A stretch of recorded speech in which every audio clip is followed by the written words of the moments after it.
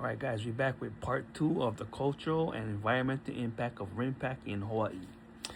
Wildlife and habitat impacts. The Hawaii-California Training and Testing EIA contemplates mine warfare training using underwater detonations, including near Pearl Harbor, Barbers Point, and Pearl City Peninsula. The document acknowledges that such activities, as well as military expended materials and anchoring, may damage coral reefs and causes years' worth of damage to marine life.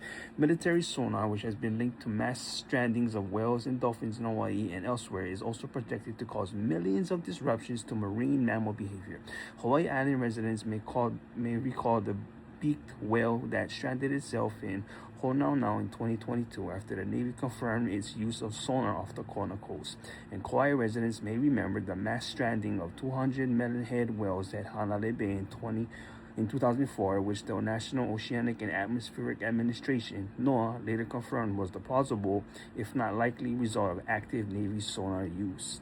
Whales are also at risk of fatal ship strikes. In 2023, the Navy reached its permitted limit of 3 whale kills from vessel collisions off the California coastline, prompting it to ask permission from the National Marine Fisheries Service to kill more whales.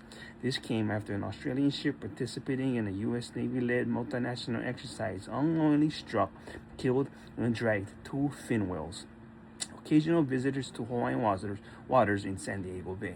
Meanwhile, the Navy's EIS for Pacific Missile Range Facility on Kauai proposes firing machine guns, rockets, and inert bombs at Kaula Island, located 23 miles from Ni'ihau, up to 55 times annually, more than once per week on average, near native seabird nests and monk seal and dolphin resting areas.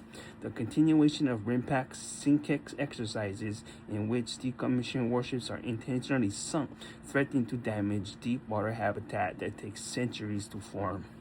Aquatic invasive species risk.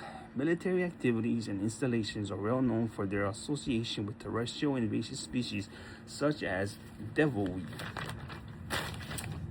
found on Oahu at the Army's Kahuku training area, and the coconut rhinoceros beetle, first discovered at Joint Base Pearl Harbor, Hickam.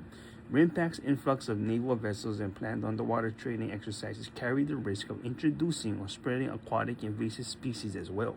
Even with guidance to reduce the risk of invasive species introduction from vessel boats, waters, and biofueling, the source of 80% of our aquatic invasive species, the extent to which visiting warships will comply with these safeguards is unclear.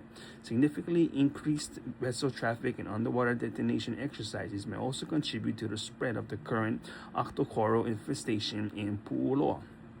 These reef-smothering soft corals already cover a 100-acre area and led to the shutdown of fishing and kayaking in Pearl Harbor due to the ease in which they can spread through fragmentation. Should octocoral fragments escape the harbor mouth, the consequences of our coral ecosystems could be devastating. Climate change impacts. Climate destabilization remains the greatest threat to our oceans. Yet the U.S., the world's largest institutional consumer of fossil fuels, continues to expand its impact through exercises like RIMPAC, reinforcing a cycle of military expansion among allies and rivals that accelerates the climate crisis. These examples capture only a fraction of the impacts that RIMPAC and other military exercises may have on the ocean, an ancestor, caretaker, and the source of life for all living things. The prevailing military narrative frames these harms as necessary, quote-unquote, for America's national security, quote-unquote. However, our pilina and kuleana to the ocean require a fuller accounting of their consequences for our ancestors, aina, and future generations. Take care of our oceans, guys.